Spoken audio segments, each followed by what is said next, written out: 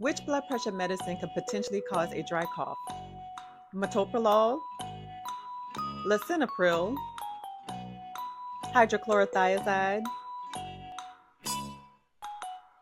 amlodipine.